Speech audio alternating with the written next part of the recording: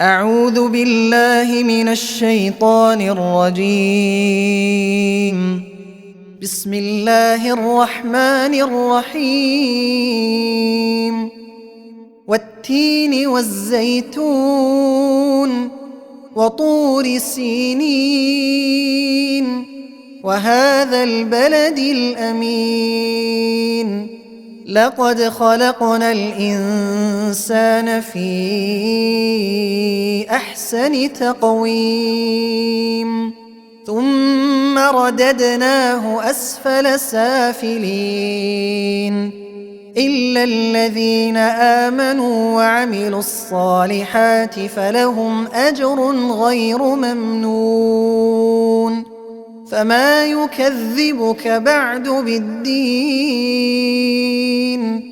أليس الله بأحكم الحاكمين